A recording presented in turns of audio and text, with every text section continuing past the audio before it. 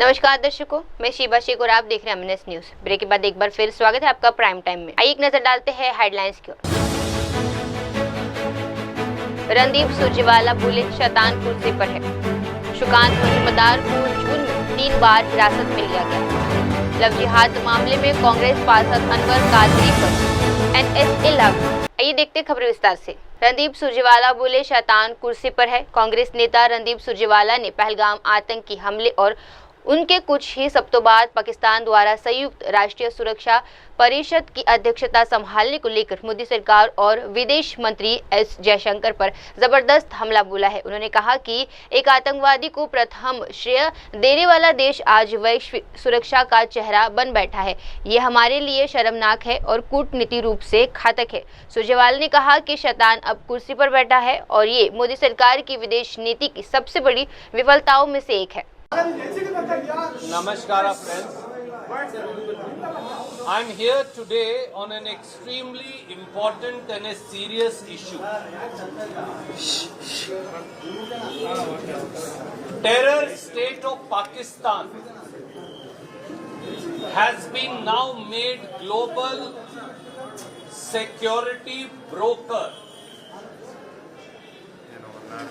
Devil is now in the chair as Pakistan leads United Nations Security Council as on yesterday evening, that is 1st July 2025. It's a huge loss of credibility and a huge diplomatic disaster of Modi government by compromising our interests as a nation. The global photo ops, the world tours have only led to embarrassment. I want to point out a few important facets to you today.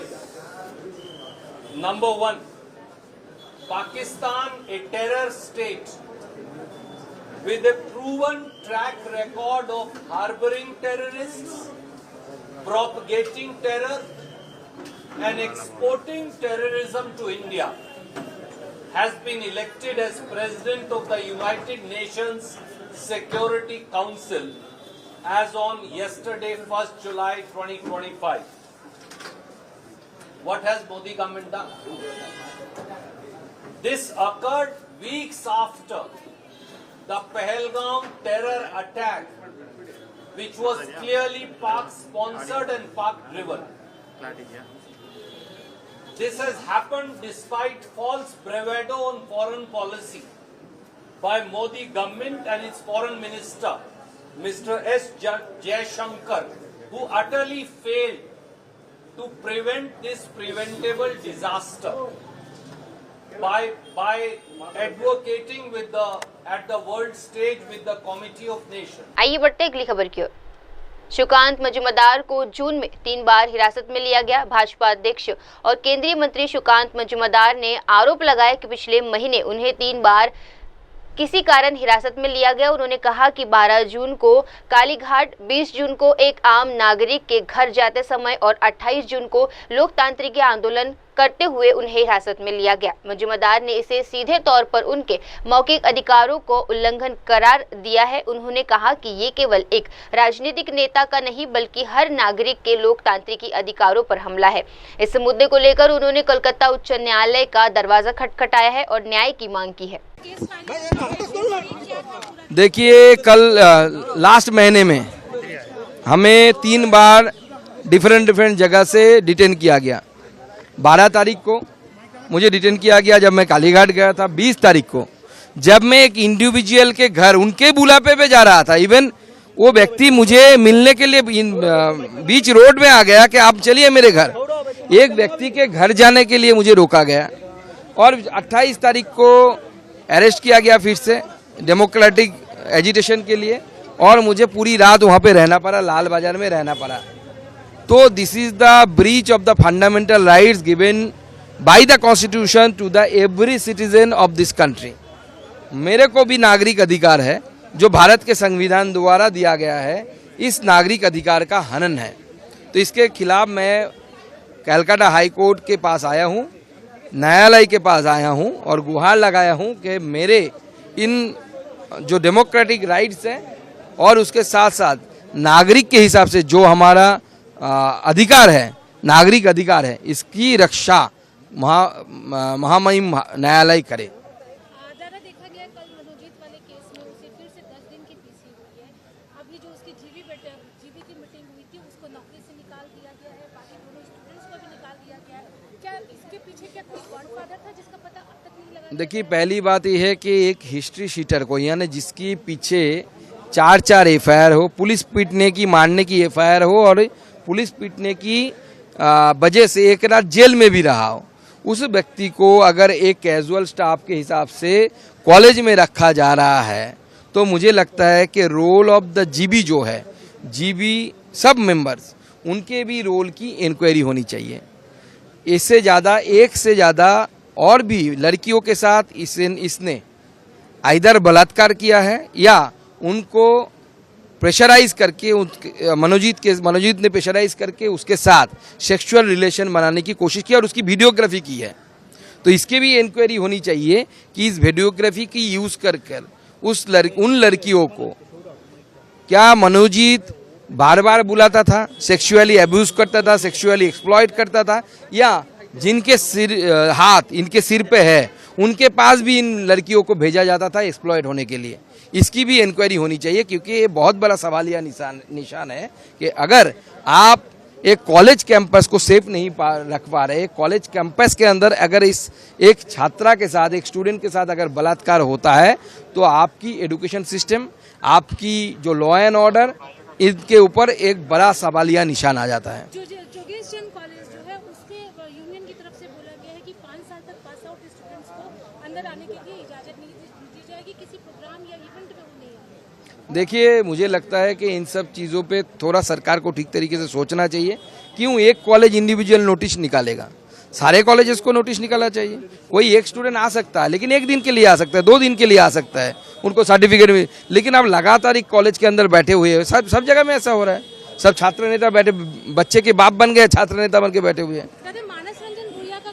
चलो देखिए, तो तृणमूल की तो मैं मानसिकता है, तृणमूल की मानसिकता है छोटी घटना। ममता बनर्जी खुद बोल चुकी है कि छोटी घटना ऐसी चीज़ें होती है। तो रेप को लेकर हमारी सरकार, पश्चिम बंगाल की जो सरकार है, पश्चिम बंगाल की सरकार ये मुझे लगता है कि एट ऑल सीरियस नहीं है। They are not serious about it.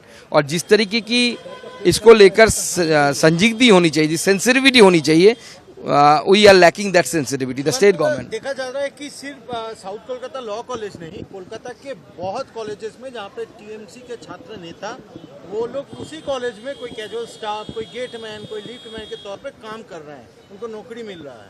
नहीं, पूरे पश्चिम बंगाल में ये है, पूरे पश्चिम बंगाल में ये है। तृणमूल छात्र नेता को नौकरी मिल रहा है। तृणमूल छात्र नेता, स्टेट के छात्र नेता, मुझे पता है, उसके गर्लफ्रेंड पीएचडी कर रहा है कहीं पे। ऐसे बहुत सारे हैं। मैं प्रोफेसर हूँ, इसलिए मुझे पता है कौन से यूनिवर्सिटी में क्या हो रहा है, खबर तो आ ही जाता है। सब इस तरीके की नेक्सस बना के रखा है।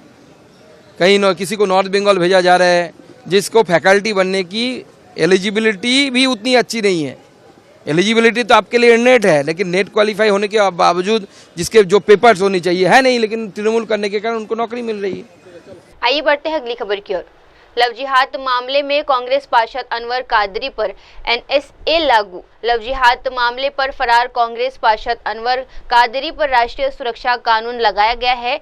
एडिशनल डीसीपी राजेश दत्तोटिया ने पुष्टि की है कि अनवर कादरी के खिलाफ बलात्कार और साजिश सहित गंभीर धाराओं में मामला दर्ज है। उन्होंने बताया कि कादरी लंबे समय से फरार चल रहे हैं और उनकी गिरफ्तारी के लिए लगातार प्रयास किए जा रहे हैं। उन पर पहले ही 10,000 का इनाम घोषित किया जा चुका है। साथ ही उनके खिलाफ कई अन्य आपराधिक मामले भी दर्ज किए गए हैं। पुलिस ने साफ किया है कि उनकी गतिविधियां कानून व्यवस्था के लिए खराब बन चुकी है, इसलिए अब उन पर एनएसए के तहत कार्रवाई की गई है। सर, कांग्रेस पार्षद अनवर कादरी के ऊपर रासुआ लगा, ये क्या है पूरा प्रकरण? ये इसमें बाणगंगा थाने के अंतर्गत घटना हुई थी, जिसमें कि दुष्कर्म का केस रजिस्टर किया गया था। तो उसमें ये वांटेड है बाणगंगा की केसेज में। ये अनवर कादरी वांटेड है। तो इसका जो प्रकरण तैयार किया जाएगा सदर बाजार थाने के द्वारा और एनएसए के लिए कलेक्टर महोदय के यहाँ भेजा गया था, जहां पर कलेक्टर साहब के द्वारा इसका एनएसए जो कंफर्म किया जाएगा, इसका वारंट रिलीज कर दिया गया। अब एनएसए के तहत भी इसकी गिरफ्तारी की जाएगी। लगातार इसकी गिरफ्तारी के लिए प्रयास किए जा रहे हैं, जल्दी इसकी गिरफ्तारी की जाएगी। किन धाराओं में प्रकरण चूंकि दुष्कर्म की धाराएं थी, जिसमें कि कुछ इस तरह का जो वीडियो बना था जो कि सोशल मीडिया पर वायरल भी हुआ था, उसमें आपराधिक षड्यंत्र में शामिल होने की धारा के तहत इसको भी आरोपी बनाया गया था और इसमें ये अभी फरार है। और इसके तहत चूंकि आपराधिक रिकॉर्ड 1 दर्जन से अधिक आपराधिक रिकॉर्ड होने के कारण इसका एनएसए के लिए भी भेजा गया था, जो कि कलेक्टर सर के द्वारा इसको कंफर्म कर दिया गया है और अब इसकी वारंट हो गया है, जिसकी गिरफ्तारी की जाएगी। इसमें इनाम भी घोषित है। हाँ, 10,000 का इनाम भी इसकी गिरफ्तारी पर घोषित है और एनएसए वारंट भी अब। आइए बढ़ते हैं अगली खबर की ओर। मोहम्मद शमी को बेटी को अतिरिक्त सहायता देने का निर्देश। टीम इंडिया के तेज गेंदबाज मोहम्मद शमी और उनकी अलग रह रही पत्नी हनीस जहां के बीच चल रहे लंबे कानूनी विवाद में कलकत्ता उच्च न्यायालय में एक महत्वपूर्ण फैसला सुनाया गया है। हनीस जहां के वकील इम्तियाज अहमद ने इसे हनीस जहां के लिए सबसे अच्छा पल बताया है। उन्होंने कहा कि 2018 से 2024 तक हनीस जहां न्याय की तलाश में भटकती रही, लेकिन अब उन्हें न्याय मिला है। हाईकोर्ट के आदेश के अनुसार मोहम्मद शमी को हर महीने हसीन जहां को 1.5 लाख और उनकी बेटी को 2.5 लाख का भुगतान करना होगा। इसके अलावा कोर्ट ने ये भी स्पष्ट किया कि जब भी बेटी को अतिरिक्त सहायता की आवश्यकता होगी, शमी को वे प्रदान करनी होगी।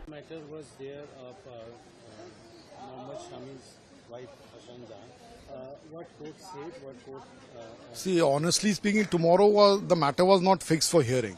Earlier, there were several occasions when the matter was heard by the Honorable Justice Ajay Kumar Mukherjee, and after hearing several times, all the parties, this matter was reserved for judgment, which is normally we say CAV. Yesterday was the date fixed for delivery of the judgment. So once the matter was fixed as item number 2 under the heading delivery of judgment, it was a very happy moment for the learned advocates who were assisting me, and also the best moment for Haseen Jahan, because I felt that since 2018 till 2024, she has been running from post to pillar. It started from the trial court. Initially, she was deprived of any interim order from the magistrate. An appeal was preferred before the assistant district judge, slightly modified, 80,000 to the daughter Ira and 50,000 to her. That order itself was under challenge before this Honorable High Court, and ultimately yesterday it was pronounced in the open court that 1.5 lakhs for Haseen Jahan, 2.5 lakhs for the daughter, and there was also addition that throughout, apart from all this, any time the daughter requires any assistance, so that has to be also provided by Mohammad Shami. And apart from, the best part in the judgment was that the Honorable High Court has directed the trial court to dispose of the main application of interim maintenance, that within 6 months. So once you are getting 4 lakhs here, so there will be a high chance when you go back to the trial court and conclude the hearing of the maintenance, it might be again upgraded to 6 lakhs, because the claim of Haseen Jahan in her maintenance application was 7 lakhs and 3 lakhs. So the gate is open now. So today we are rejoicing. Maybe she is happy, but it might go little upper within 6 months in the trial court. आइए बढ़ते अगली खबर की ओर। CBI जांच Stalin की मर्जी नहीं, मंजूरी थी AIAMDMK का आरोप। तमिलनाडु के शिवगंगा जिले में अजीत कुमार की कथित हिरासत में मौत के मामले ने सियासी तूल पकड़ लिया है। AIADMK प्रवक्ता कोविंद सत्यन ने इस मामले में मुख्यमंत्री MK स्टालिन और राज्य पुलिस प्रशासन पर बड़ा हमला बोला है। कोविंद सत्यन ने कहा कि अगर मुख्यमंत्री ने सीबीआई जांच के आदेश नहीं दिए होते तो अदालत खुद ये निर्देश देती, क्योंकि सब कुछ साफ दिख रहा था। उन्होंने दावा किया कि कल न्यायालय में जो कुछ भी हुआ उससे पुलिस बल पर खास पर सवाल खड़े कर दिए हैं। न्यायाधीश ने पुलिस की भूमिका को पूरी तरह नंगा किया और सबूत मिटाने की पूरी कोशिश की है। If MK Stalin has not directed CBI inquiry, the Honorable Court would have done it. Everybody witnessed how the Honorable Judge yesterday stripped the police force and exposed their wrongdoings in this murder, custodial murder. And those people who took the law into their own hands and their blatant attempt to erase the evidences These were all exposed by the Honorable Judge. Indeed, even asked the AG, is there any issue referring this case to CBI? Having known that the Honorable Court will direct to CBI, Stalin, as a usual mundane exercise of a damage control exercise, not getting exposed any further, referred this to CBI. It is not out of his own will. It is of the compulsion and knowing that the court is going to order. That's why it has been referred. If the 25th custodial murder of this case has been referred to CBI and M.K. Stalin takes pride that justice will be delivered, where is the justice for the 24 custodial murders that took place after he took charge as the Chief Minister? Where is the justice for the 68 lives that were lost because of illicit liquor in Kalakurchi, when the Chief Minister has not even visited the families, nor spoken to any of the family members? He doesn't have the spine to even speak to them. What happened to the 32 lives lost in Vikramandi the year before? And do they deserve justice? Will M.K. Stalin dare to speak on these lines? Will he make a statement that justice will be delivered? For all those cases where DMK members are directly involved, DMK netas are directly involved, all those cases will be inquired by the Tamil Nadu police. But where the issue has gone larger, it has gone out of hands, and media has taken it and thoroughly exposed, it has been referred to CBI. Clearly indicates how incompetent these governments can be. And just because the elections are around the corner next year, yet another is a damage control exercise by M.K. Stalin to save his face. And CM yesterday spoke to the accusation to you. Committing a crime is a punishable offence. Erasing the evidence is also a punishable offence. If that were to be true, then M.K. Stalin should be the first person who should be arrested on trying to erase the evidences or watering down the entire episode. He is the head of the state, under him is the police. The victims' mothers complained there were no FIRs. Rather than addressing those issues, calling up the victims' family mothers and trying to offer soaps clearly indicates that CM himself is indulging in watering down the entire issue. This sets a wrong example, it's a wrong precedent, which clearly indicates that to save the skin, even M.K. Stalin can go all out, because it is his party men, 3 party men along with the DSP, who tried to bargain for a 50 lakh sum to water down and back down this issue with the family members. This was exposed by the court yesterday. The Chief Minister himself is involved in this entire episode of erasing the evidence. That's what it turns out to be. M.K. Stalin is definitely a disgrace as a Chief Minister to the state of Tamil Nadu, who is setting wrong precedents and wrong examples for the role of Chief Minister. आइए बढ़ते हैं अगली खबर की ओर। सुखबीर बादल को मोहाली में police हिरासत में लिया गया। शिरोमणि अकाली दल के अध्यक्ष सुखबीर सिंह बादल ने मोहाली में पुलिस द्वारा अपनी हिरासत की बात कही है। बादल ने आरोप लगाया कि उन्हें बिना कारण रोका गया जबकि वे गुरुद्वारे जा रहे थे। उन्होंने कहा, अरविंद केजरीवाल ने पंजाब पर कब्जा कर लिया है। पंजाब के लोगों के लोकतांत्रिक अधिकार खत्म हो गए हैं। केजरीवाल 10,000 करोड़ रुपए जुटाने के लिए सर्वोच्च नेता बनकर राज्य में बैठ गए हैं और ऐसा लग रहा है कि जैसे पंजाब में आपातकाल लगा दिया गया हो। पंजाब की जनता को दसना चाहना है, केजरीवाल ने पूरा पंजाब कब्जा कर लिया। इन्ना अकाली दल की जथेबंदी तो डर गया, वर्कर डर गया कि अज घर घर पिंड पिंड केजरीवाल के ऑर्डर से पंजाब पुलिस आके सारे रोकी जाती, फड़ी जाती है। डेमोक्रेटिक राइट्स जिहड़े पंजाब के लोगों के है, हर इंसान के है, सारे उन्हें खत्म कर दिते है। इत्थे सुप्रीम अथॉरिटी वांगू इत्थे आके बह गया। मैं पंजाबियों को दसना चाहना है, आओ इकट्ठे होइए, इस केजरीवाल तो पंजाब को आजाद कराइए। इस केजरीवाल ने निशाना बना लिया कि 1.5 साल विच मैं 10,000 करोड़ रुपया इकट्ठा करके मैं अपनी पार्टी वास्ते इकट्ठा करूंगा। पहला हमला जो बहुत बड़ा हमला किया है वो 40,000 एकड़ जमीन अक्वायर करने का जो नवे एक्ट किया है। मतलब आया कि मैं इथों अपने दिल्ली के जिहड़े इहदे नाल ठेकेदार बिल्डर जिहड़े इहदे नाल सेट है उन्हां नाल सौदे करके इत्थे पंजाब की जमीन दिल्ली वाले बिल्डरां नूं ते ओह ठेकेदारां नूं दूंगा। पर असीं अकाली दल के वर्कर एक वर्कर मैं बेनती करना चाहना है, एक वर्कर हर कुर्बानी दूंगा पर पंजाब दे विच कब्जा हटा के छड्डूगा केजरीवाल दा। श्रोमणी अकाली दल के प्रधान ते उन्हां दे नाल होर आगू जिहड़े ने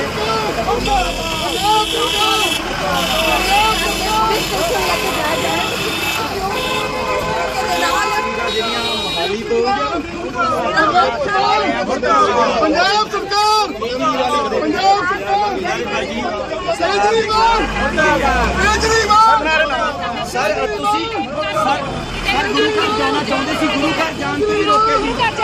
केजरीवाल ने एमरजेंसी ला दी पंजाब, डेमोक्रेटिक राइट केजरीवाल ने खत्म करते हैं ते आम आदमी पार्टी दे लीडरशिप ते उन्हां दे एमएलए ਨੂੰ ਡੁੱਬ ਮਰਨਾ ਚਾਹੀਦਾ ਹੈ।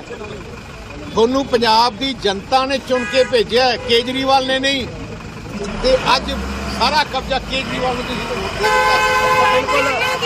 आइए बढ़ते अगली खबर की ओर। वक्फ संपत्ति का लाभ अब आम मुसलमानों तक पहुंचेगा, बोले जगदम्बिका पॉल। वक्फ संपत्ति के प्रबंधक और सुधार को लेकर चल रहे वक्फ संबोधक विधायक पर भाजपा सांसद और जेसीपी अध्यक्ष जगदम्बिका पॉल ने अहम बयान दिया है। उन्होंने कहा कि ये गुजरात, कर्नाटक, चेन्नई, कोलकाता, असम, भुवनेश्वर सहित देश के कई हिस्सों में गए और महसूस किया कि देश में सबसे अधिक संपत्ति वक्फ के पास है, लेकिन उसका लाभ आम और गरीब मुसलमानों तक नहीं पहुंच पा रहा है।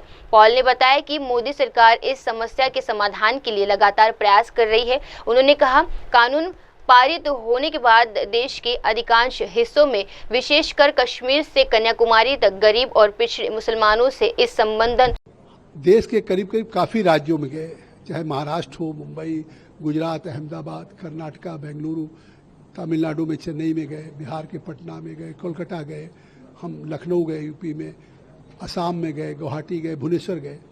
और उसका है कि सभी ने महसूस किया कि वाकई आज देश की सबसे बड़ी लार्जेस्ट प्रॉपर्टी वक्फ की प्रॉपर्टी है और उस वक्फ की प्रॉपर्टी का फ़ायदा आम गरीब मुसलमान को नहीं मिल रहा है। अगर ये सरकार मोदी की ये कोशिश कर रही है कि इसके बेहतरी के लिए, तो सभी ने वेलकम किया। और कानून बनने के बाद कन्याकुमारी से कश्मीर तक देश में आम मुसलमान, गरीब, पसमानदा ने सब ने इसका स्वागत किया। केवल बंगाल में, मुर्शिदाबाद में, अब वेस्ट बंगाल में खुद टीएमसी ने स्टेट स्पॉन्सर्ड वायलेंस कराया। जिस तरह से घरों से लोगों को खींच के हिंदू को मारा गया, बाप बेटे को, लोग पलायन करने के लिए मजबूर हुए और वहाँ की पुलिस मूक दर्शक खड़ी रही। कोलकाता में ममता बनर्जी केवल मौलानाओं की मीटिंग करती रही। तो ये तुष्टीकरण की राजनीति है। अखिलेश अगर पटना मैदान में, गांधी मैदान में रैली में कह रहे हैं कूड़ेदान डालेंगे, ये तुष्टीकरण की राजनीति। ओवैसी अगर बोल रहे हैं तो तुष्टीकरण की राजनीति और चुनाव। आइए बढ़ते अगली खबर की ओर। 10 साल से अधिक पुराने वाहनों को ईंधन नहीं दिया जाएगा। दिल्ली सरकार द्वारा जारी किए गए नियम के तहत 10 साल से अधिक पुराने वाहनों को ईंधन नहीं दिया जाएगा, जिससे वे सड़क पर नहीं चल पाएंगे। इस फैसले पर दिल्ली की पूर्व मुख्यमंत्री और आम आदमी पार्टी के नेता अतिशी ने कड़ा विरोध जताया है। अतिशी ने कहा, बीजेपी की दिल्ली सरकार ने एक तुलंग फार्मा जारी कर दिया है, जो आम लोगों, खासकर दिल्ली के 2 पहिया वाहन चालकों के लिए बेहद नुकसानदेह है। दिल्ली के कई लोग अपनी रोजमर्रा की जरूरतों के लिए पुराने 2 पहिया वाहन पर निर्भर है, जिसमें कई वरिष्ठ नागरिक भी शामिल है।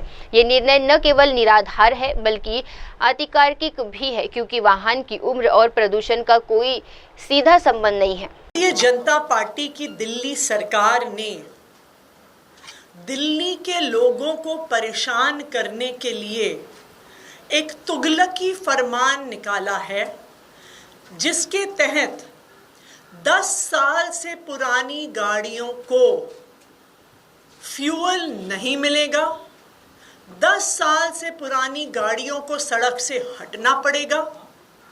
और इस तुगलकी फरमान से एक झटके में 62 लाख व्हीकल्स को सड़क से हटना पड़ेगा, जिसमें 40 लाख 2 व्हीलर शामिल हैं, जिसमें 20 लाख गाड़ियां शामिल हैं। दिल्ली के आम लोग 2 व्हीलर के माध्यम से, मोटरसाइकिल के माध्यम से अपने ऑफिस जाते हैं।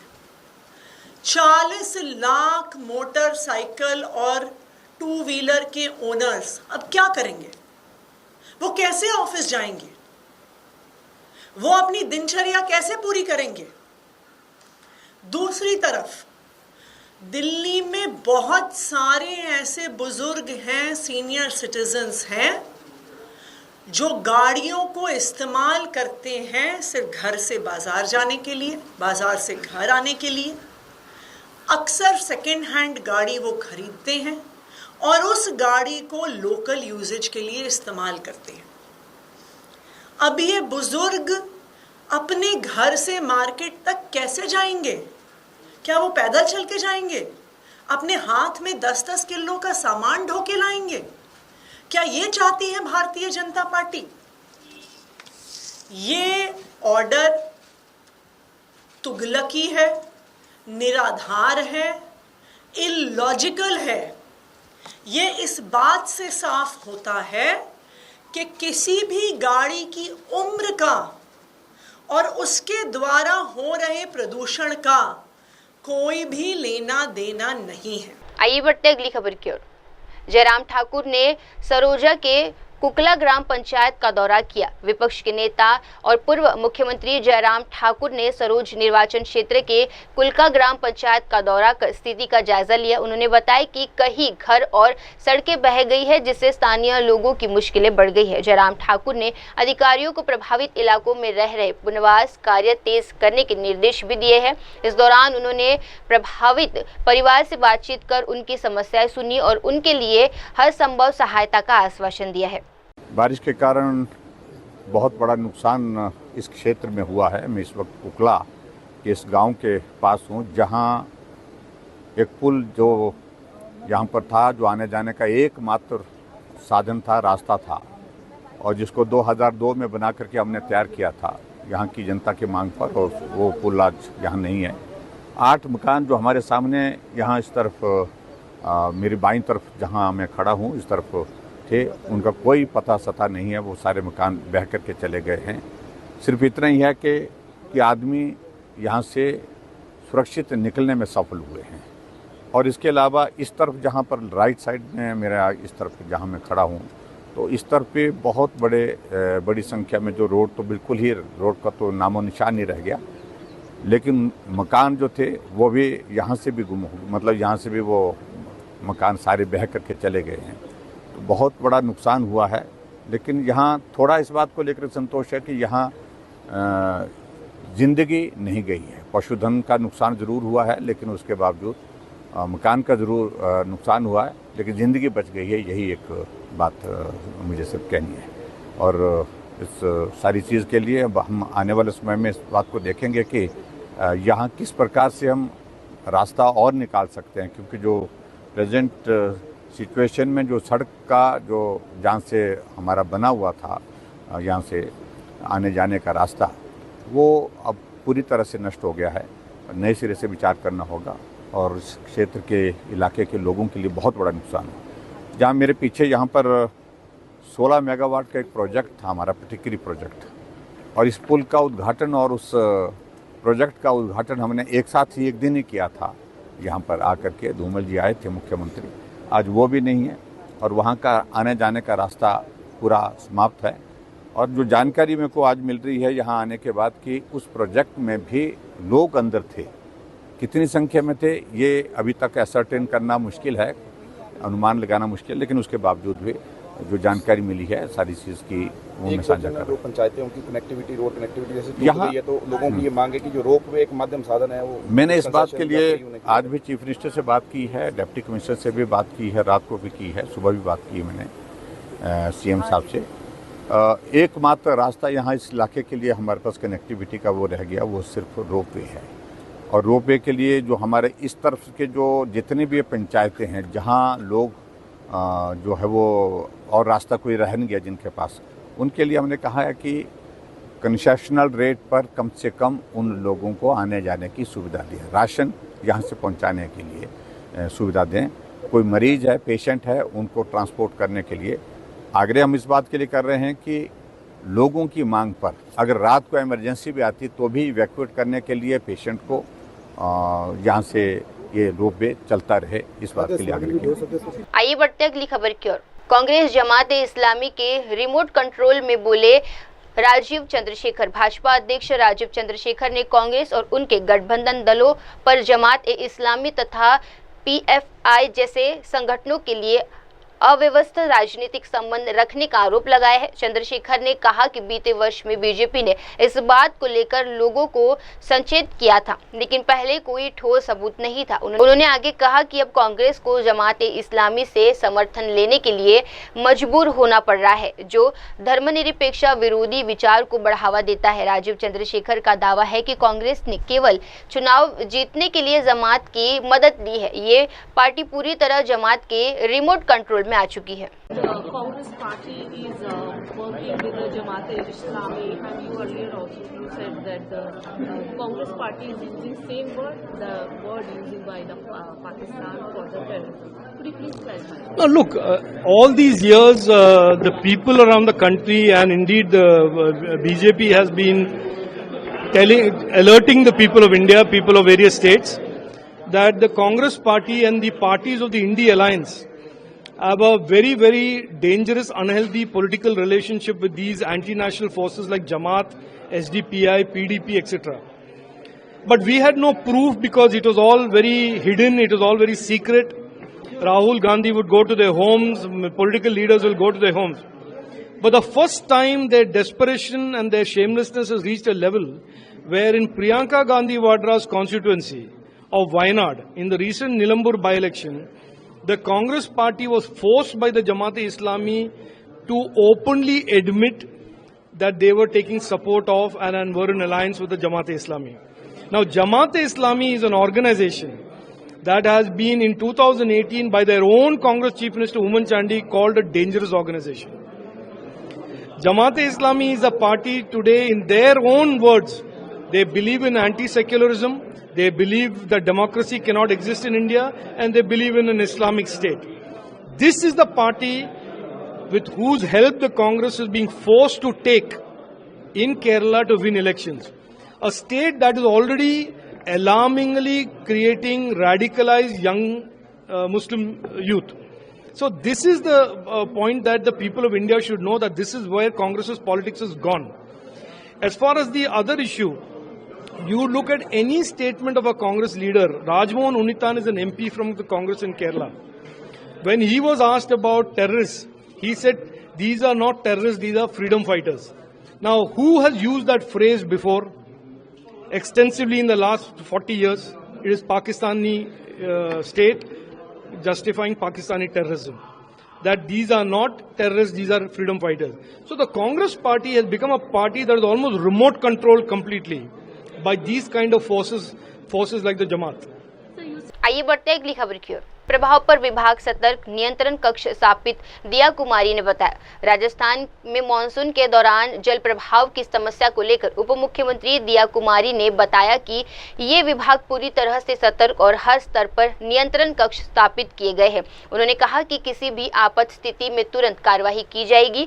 दिया कुमारी ने बताया कि उन्होंने हाल ही में एक पत्र जारी किया है, जिसमें कहा गया है कि अब किसी भी नई सड़क के निर्माण के साथ साथ नालियों का निर्माण भी अनिवार्य होगा, ताकि जल प्रभाव की समस्या से बचा जा सके। मानसून का दौर शुरू हो चुका है और इंद्रदेव की काफ़ी मेहरबानी है। पहले महीने में जून में 100% अधिक बरसात हुई है। सड़कों की यदि बात की जाए, जो कि राजस्थान की जो सड़कें हैं वो डिपार्टमेंट आपका ही देखता है, किस तरह दुरुस्त किया जा रहा है, क्योंकि बारिश में सड़कें खस्ताहाल हो जाती है। निकायों के साथ आपके डिपार्टमेंट की भी भूमिका अहम हो जाती है। हम लोगों ने तो बहुत सारी बैठकें ले ली हैं और डिपार्टमेंट पूरी तरह से सतर्क है और हर स्तर पर हम लोगों ने कंट्रोल रूम भी बनाया है और वहाँ पर सारी जो सामग्री उपलब्ध होनी चाहिए वो भी अवेलेबल हो चुकी है और कहीं भी कोई भी ऐसी बात सामने आएगी तो तुरंत हम लोग कार्रवाई करेंगे। और उसके अलावा भी जो नई सड़कें हैं उसके लिए भी मैंने कल ही एक लेटर निकाला कि सड़क के साथ नाली बनाना अनिवार्य हो गया है अब, क्योंकि सड़क बन जाती, नाली नहीं बनती, स्टॉर्म वाटर ड्रेन नहीं बनती या उसके साथ सीवरेज नहीं बनती, तो फिर समस्या आती रहती है, वो सड़क टूटती रहती है। तो इसलिए उसको हम लोग प्रायोरिटी पे लेंगे अब आइंदा से, जो भी नई सड़कें बनेंगी। आकस्मिक दौरे कई बार किए हैं और अब हम लोग और भी करेंगे।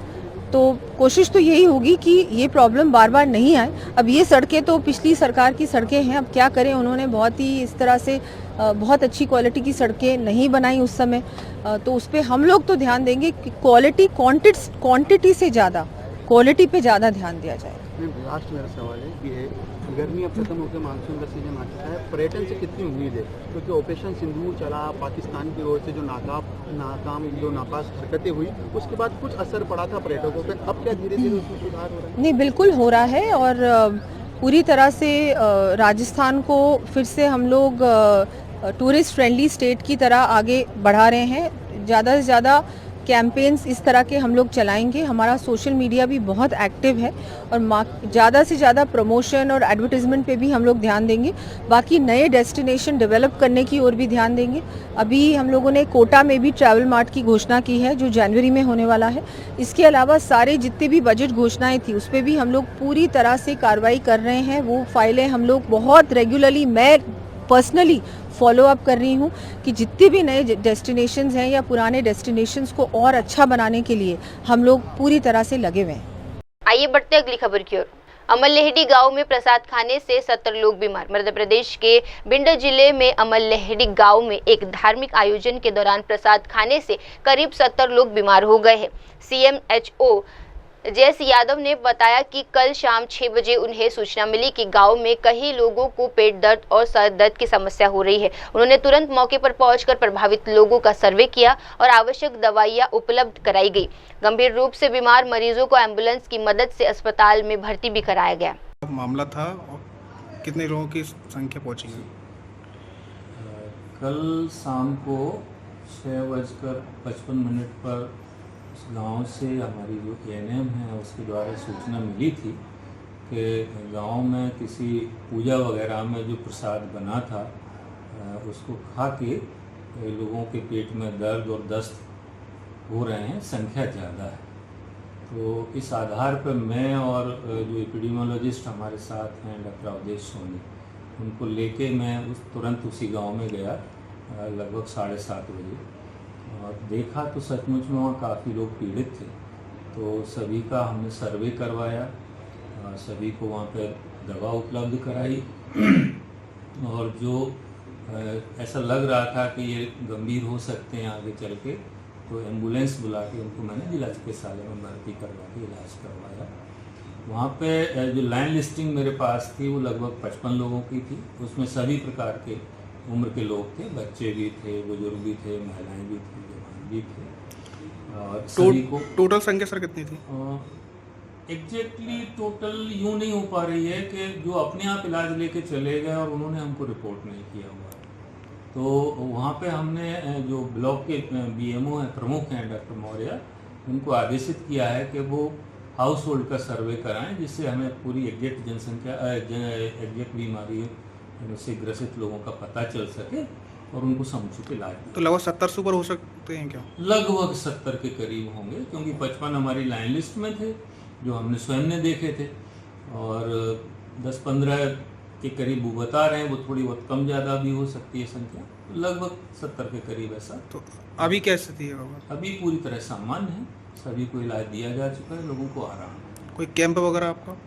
वहाँ पे 3 दिन के लिए हमने जो लोकल का स्टाफ है उसको बोला है कि लगातार वहाँ पे भ्रमण करेंगे और BMO साहब बीच बीच में रिपोर्ट लेके हमको देंगे। सर वजह क्या बताई जा रही है इसमें बीमार होने की? वजह वहाँ कोई अमानक घी था।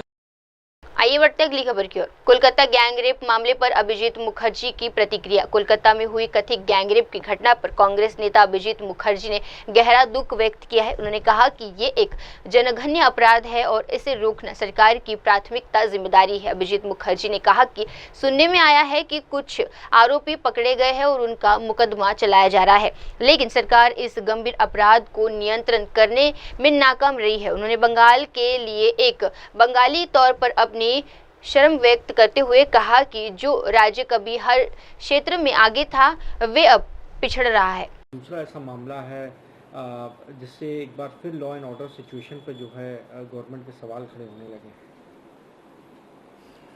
बहुत ही बुरा हो रहा है।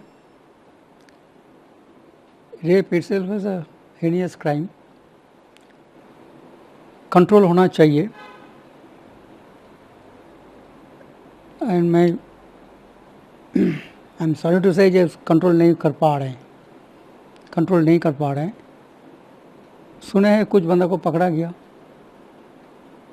उसके बाद अभी शायद जेल हाजत में है, ट्रायल चलेगा। पनिशमेंट बहुत ज़्यादा कम ही होता है, क्योंकि अर्जीकर वाला देखो आप, एक बंदा को पकड़ के जेल में भी डाल दिया, वो पुलिस फोर्स का एक छोटा सा हिस्सा था। बहुत ही ख़राब चीज़ हो रहे हैं। एक बंगाली होते हुए शर्म से मेरा सिर झुक जाता है। हर जगह पे जो बंगाल किसी टाइम सबसे आगे था, अभी पीछे जा रहा है। सिस्टमेटिकली ये हो रहा है। ये दूसरा किसी को ब्लेम देने का है ही नहीं, ये अपने आप को ब्लेम देना है। अपना गवर्नमेंट जो भी चला रहे हैं, जो भी दल है, उन्हीं को ही एक्शंस लेना है, उन्हीं को ही अच्छा गवर्नेंस देना है। It's absolutely failure. हर जगह पे ऐसा हम देख रहे हैं। और मेरा समझ में नहीं आता है, कोई वेरी सीनियर, मैं नाम नहीं बताऊंगा, उनका कहने से तो ये होता नहीं है, लेकिन उन्होंने इसको जस्टिफाई करने का कोशिश करते हैं। वो गलत है। इसी से इनकरेजमेंट मिलता है। प्रोटेक्शन देना है। गलती किया उसको निकालो, उसको जो कानून बनता है उसका हिसाब से उनका डील करो।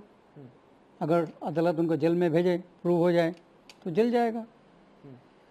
उस टाइप का आदमी को निकालिए आप। सर आप नाम नहीं ले रहा हूँ, सीनियर आदमी जो है टीएमसी में सर, वो भी नहीं बताऊंगा, आप समझ रहे हो। अगर सीनियर लोग का सारे स्टेटमेंट देखते रहोगे तो आप देखो समझ जाओगे ये गलत है। आइए बढ़ते अगली खबर की ओर। कावेरी नदी से पवित्र जल का आयोजन स्थल पर आगमन। तमिलनाडु के धार्मिक आयोजनों में से आज एक खास विधिवत संपन्न हुई। श्री थायुमनवर मंदिर में अपनी तिरुमंजलम के अवसर पर कावेरी नदी से पवित्र जल लाया गया। ये जल विशेष पूजा और अनुष्ठानों से उपयोग किया जाएगा। कावेरी नदी को ये पवित्र माना जाता है और इसके जल से होने वाली पूजा धार्मिक भावनाओं का प्रतीक है। मंदिर में श्रद्धालुओं की भारी भीड़ देखी गई, जिन्होंने इस पावन अवसर में भाग लिया और आशीर्वाद प्राप्त किए।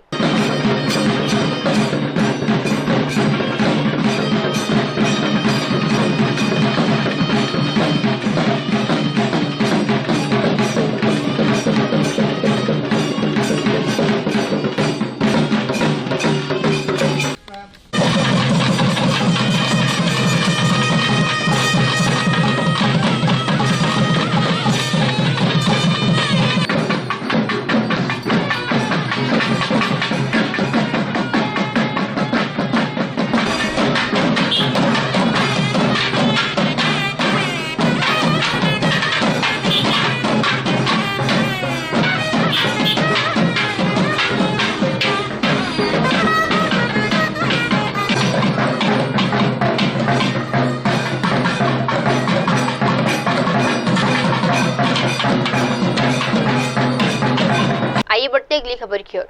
श्री अमरनाथ यात्रा के लिए सुविधाओं में सुधार, बोले मनोज सिन्हा। श्री अमरनाथ यात्रा के दौरान श्रद्धालुओं की बेहतर सुविधाओं को लेकर जम्मू कश्मीर के राज्यपाल और केंद्र शासित प्रदेश के उपराज्यपाल मनोज सिन्हा ने संतोष व्यक्त किया है। उन्होंने बताया कि प्रशासन श्री अमरनाथ श्राइन बोर्ड और स्थानीय निवासी मिलकर यात्रा को सुगम और सुरक्षित बनाने में पूरी तत्परता से लगे हुए हैं। उन्होंने कहा कि गुफा तक जाने वाले दोनों रास्तों की चढ़ाई 6 फीट से बढ़ा दी है, अब 12 फीट कर दी गई है, जिससे यात्रियों के आगमन में काफी राहत मिलेगी।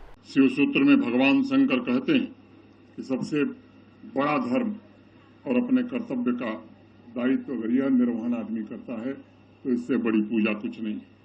तीर्थ यात्रियों के लिए जम्मू कश्मीर प्रशासन ने, श्री अमरनाथ जी श्राइन बोर्ड ने और जम्मू कश्मीर के निवासियों ने अच्छे तरह से अपने कर्तव्यों का निर्वहन किया है। 2022 से निरंतर अमरनाथ जी की पवित्र तीर्थ स्थल के लिए आने वाले भक्तों की सुविधा में सुधार भी किया गया है। भगवान अमरनाथ जी की गुफा तक जाने वाले दोनों मार्गों को जो 4 फीट 5 फुट चौड़ा हुआ करते थे, आज 12 फीट चौड़ा बना दिया गया। पहले वो मार्ग अंधकार में हुआ करते थे और ग्रिड कनेक्टिविटी वहां उपलब्ध करा दी गई है। पूरे रास्ते में टेलीकॉम कनेक्टिविटी पूरी तरह से प्रदान हो गई है।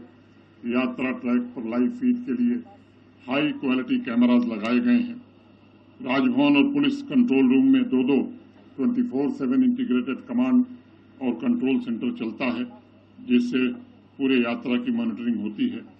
सभी यात्रियों और सर्विस प्रोवाइडर्स के लिए RFID बेस्ड ट्रैकिंग सिस्टम भी स्थापित कर दिया गया है, जिससे रियल टाइम मॉनिटरिंग हो सके। चंदनबाड़ी और बालताल दोनों यात्रा बेस कैंप में ONGC ने 100 बेड के अस्पताल बनाए हैं। स्वच्छता के मामले में विगत यात्राओं में हमने उल्लेखनीय उपलब्धि प्राप्त की थी।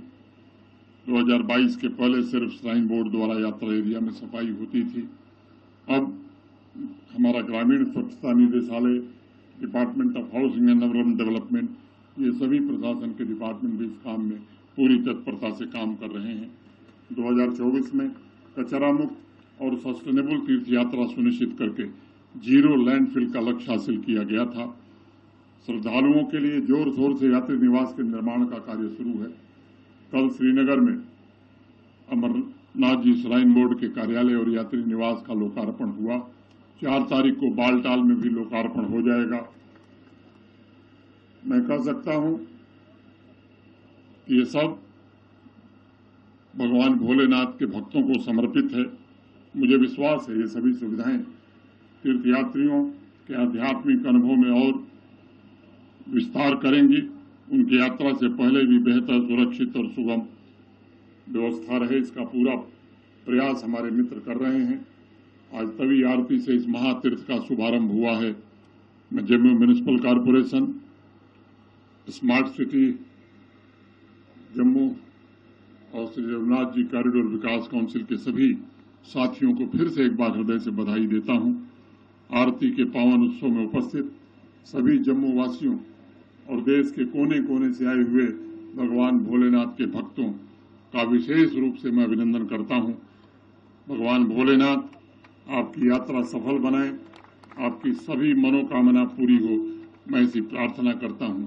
और मुझे लगता है कि आप सबके सहयोग और समर्थन से इस बार की यात्रा गत वर्षों से भी ऐतिहासिक होगी, क्योंकि देश नहीं दुनिया की निगाह इस बार इस यात्रा पर टिकी हुई है। जैसा राजेश गुप्ता जी ने कहा, भक्तों के इरादे बड़े मजबूत हैं फौलाद की तरह, कोई धमकी उन्हें डिगा नहीं सकती है।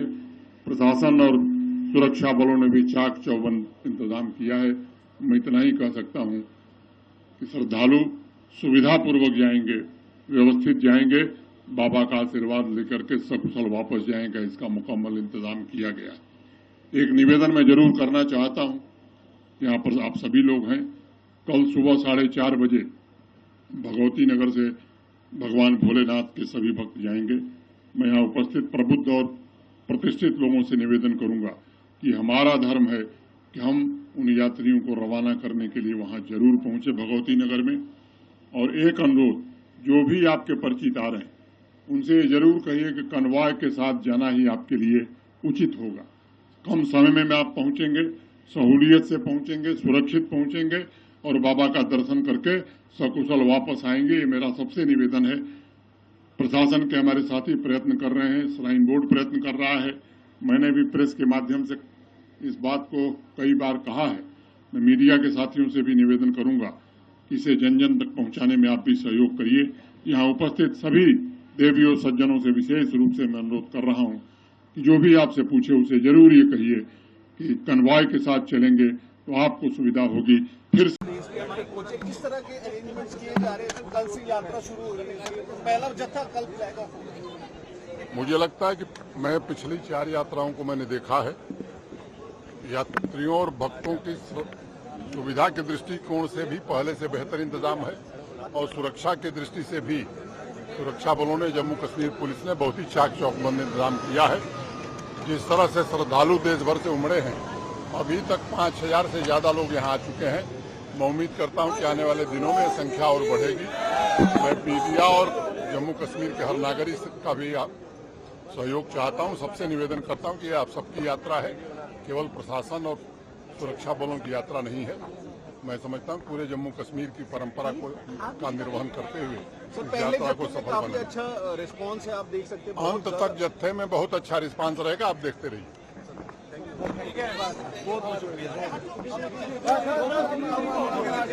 आइए बढ़ते हैं अगली खबर की ओर। बीजेपी की फैक्ट फाइंडिंग कमेटी ने कोलकाता गैंगरेप मामले में जांच की। बीजेपी के फैक्ट फाइंडिंग कमेटी के सदस्य ममन कुमार मिश्रा ने कोलकाता के कथित गैंगरेप मामले पर अपनी जांच का ब्यौरा देते हुए बताया कि उन्होंने मामले से जुड़े सभी पक्षों से मुलाकात की है। उन्होंने कहा कि जांच के दौरान उन्हें कई दस्तावेजों में गड़बड़ी मिली, जिसमें एफआईआर में आरोपी का नाम बदलने की कोशिश की गई है। इसके अलावा पीड़िता से बात करने की कोशिश के बावजूद ऐसा प्रतीक होता है कि पुलिस ने पीड़िता और उसके परिवार को छुपाया हुआ है। मिश्रा ने इस मामले में गार्ड को सबसे अहम गवाह बताया, लेकिन उन्होंने बताया कि गार्ड को भी गिरफ्तार कर लिया गया है और उसे किसी से मिलने की अनुमति नहीं दी जा रही है। विजिट किया, बहुत लोगों से हम लोग मिले, वहाँ के कमिश्नर ऑफ पुलिस से भी मिले, कॉलेज के वाइस प्रिंसिपल से मिले और भी आम लोगों से भी मिले। कॉलेज से रिलेटेड कुछ और स्टाफ से भी हम लोग इनडायरेक्टली मिले, उस मोहल्ले के लोगों से मिले। तो सबसे पहले जो वहाँ के जो भारतीय जनता पार्टी की वेस्ट बंगाल यूनिट है, उसकी जो महिला सेल की अध्यक्षा हैं, उन्होंने एक पेपर जो हम लोगों को उपलब्ध कराया, उसमें ऐसा लग रहा है कि फर्स्ट इंफॉर्मेशन रिपोर्ट जो एफआईआर होता है उसके साथ कुछ टेम्परिंग हुई है। एफआईआर कुछ देखने से ऐसा लग रहा है कि जैसे कि एक्यूज्ड का नाम उसमें बदलने की कोशिश की गई है, उसमें कुछ टेम्परिंग किए गए हैं, उसको मिटा के JMP इस ढंग का लिखा गया है फुल नेम। देखिए, क्रिमिनल लॉ में जो डायरेक्शन है सुप्रीम कोर्ट का वो ये है कि जो पीड़िता है, विक्टिम है रेप की, उसका नाम डिस्क्लोज नहीं करना है। एक्यूज्ड का नाम उसको छुपाने का, उसको हटा के और MJP ऐसा कुछ लिखना, इसका कुछ मायने हम लोग को समझ में नहीं आया। फोटोकॉपी जो हम लोग के पास है, तो इससे थोड़ा सा तो डाउट जरूर है इस मामले में कि एक तो डिलेड एफआईआर लॉन्च हुआ, इसमें एक दिन के बाद लॉन्च हुआ। फिर उसके बाद हम लोगों ने प्रयास किया कि विक्टिम से या उसके परिजनों से, उसके फैमिली मेंबर से, उसके फादर से मिले। सीपी से हमने कहा भी, लेकिन मुझे ऐसा लगा कि पुलिस ने कहीं उन लोगों को छुपा के रखा है, विक्टिम को भी छुपा के रखा है, उसके फैमिली मेंबर्स को भी छुपा के रखा है। और इसका वजह क्या है ये समझ में नहीं आई बात। दो वजह हो सकता है, वो उन्होंने कहा कि वो सिक्योरिटी पॉइंट ऑफ व्यू से कर रहे हैं, लेकिन अब हमें ऐसा लगता है कि सच्चाई कुछ और है। क्या है, हालांकि 3-4 लोगों को उन्होंने अरेस्ट किया, एक गार्ड को भी उन्होंने अरेस्ट किया। एफआईआर अगर प्राइमा फेसाई हम पढ़ते हैं तो एफआईआर से ऐसा लग रहा है कि गार्ड सबसे ही इज द मटेरियल विटनेस, लेकिन गार्ड को क्यों अरेस्ट करके उन्होंने एक्यूज्ड बना के और जेल के अंदर कर दिया, ना मीडिया से मिल सके, ना किसी इंक्वायरी कमेटी से मिल सके, हम लोगों का भी कोई ये नहीं हुआ। उसके सामने सारी घटना घटी, एफआईआर के हिसाब से लग रहा है। तो he is the best witness, but he has been arrested by the police, he is in police lockup. तो अब उसको क्या सिखा पढ़ा रही है पुलिस, इन्वेस्टिगेशन में क्यों ऐसा है, एक्यूज्ड का नाम बदल दिया गया और किसी से मिलने नहीं दिया गया हम लोगों को भी। कॉलेज में हम लोग जाना चाहे तो बड़ी मशक्कत के बाद, बहुत फोर्सफुली हम लोग बहुत कहा सुनी किए, तब जाके कॉलेज के प्रांगण में वाइस प्रिंसिपल से हम लोग को मिलने दिया गया। और वो एक गवर्नमेंट एडेड कॉलेज है, जो उसकी जीबी है, जनरल बॉडी, उसमें सारे गवर्नमेंटल अथॉरिटीज और पॉलिटिशियंस हैं टीएमसी के। एक्यूज्ड आपने देखा, जो मेन एक्यूज्ड एफआईआर में जिसको इन लोगों ने अरेस्ट किया है, he is closely related to TMC. अब किसी दूसरे बड़े बड़े एक्यूज्ड को छुपाने के लिए एफआईआर में वैसा किया गया जो हम लोगों के दिमाग में है। जो बात विक्टिम से मिलने के बाद, उसके परिजनों से मिलने के बाद क्लियर हो पाती, वो नहीं हो पाई। तो हम लोग अपना रिपोर्ट में, हम लोग चारों आदमी भी आजकल में बैठेंगे और बैठ के उसको हम तैयार कर रहे हैं। सारे एस्पेक्ट पर हम लोगों ने कल देर रात भी बात की और अब रिपोर्ट हम दे रहे हैं, लेकिन अब रिपोर्ट के बाद पश्चिम बंगाल की ममता जी की सरकार है, वो कितना उस पर अमल करेगी ये अलग बात है। लेकिन हम अपना रिपोर्ट सारा जो कुछ सामने है और जो दिमाग में डाउट है, जिस लाइन पे इन्वेस्टिगेशन होना चाहिए, वो सारा हम लोग अपने माननीय जेपी नड्डा जी को, अपने पार्टी को उपलब्ध कराएंगे। और ये मुझे लगता है कि इन द लॉन्ग रन जनता के सामने भी आना चाहिए। बैकग्राउंड हमारे पार्टी का जो उद्देश्य रहा है कि एक फैक्ट फाइंडिंग कमेटी बनाई जाए, जांच हो एक इंडिपेंडेंट, तो ये एक फेयर इंक्वायरी, एक जांच का पर्पस ये है कि पुलिस का इतिहास जो पश्चिम बंगाल का रहा है, लगातार मामले हसप किए जाते रहे हैं, एविडेंस को डिमोलिश किया जाता है, टेम्परिंग होती रही है। अभी भी मैंने कहा ना, एफआईआर आप देखेंगी, कल रिपोर्ट जब हम सबमिट कर देंगे उसके बाद हमको लगता है कि पार्टी ही सारी चीज सामने लाएगी, मीडिया में भी। एफआईआर देखने से लगता है कि उसमें टेम्परिंग किया गया है, नाम मिटा के और JMP ऐसे कुछ लिखा गया है। इसका कोई सेंस नहीं है, कभी भी एक्यूज्ड का नाम छिपाना नहीं है। एक्यूज्ड का नाम तो दुनिया के सामने आना चाहिए। जब एक्यूज्ड नेम्ड है, अननोन रहता है तो वो दूसरी बात होती है, उसमें TI पैरेड वगैरह की जरूरत पड़ती है, लीगली कुछ उसमें अड़चन आ सकता है। लेकिन यहाँ जब उस नाम दे रही है विक्टिम, तो उसको तो हाईलाइट करना चाहिए। तो यही है, अब हम रिपोर्ट दे रहे हैं, उसके बाद आप लोग के सामने आएगा रिपोर्ट। आप लोग आइए बढ़ते हैं अगली खबर की ओर। अखिलेश सरकार में शिक्षा को बढ़ावा मिला, बोले अमित जमुई। उत्तर प्रदेश में चल रहे स्कूलों के विलय के फैसलों पर राजनीतिक घमासान तेज हो गया है। समाजवादी पार्टी के प्रवक्ता अकीम जमुई ने लखनऊ में मीडिया से बातचीत करते हुए मुख्यमंत्री योगी आदित्यनाथ पर सीधा हमला बोला है। उन्होंने कहा, सीएम योगी इस फैसले से सामाजिक संदर्भ को नहीं समझ पा रहे हैं। अमित जमुई ने पूर्व मुख्यमंत्री अखिलेश यादव की नीतियों की तारीफ करते हुए कहा कि उन्होंने समाज के कमजोर तत्वों को शिक्षा से जोड़ने का काम किया है। वहीं मुलायम सिंह यादव ने शासनकाल को याद करते हुए उन्होंने कहा कि उस दौर में बड़ी संख्या में शिक्षकों की नियुक्ति हुई थी।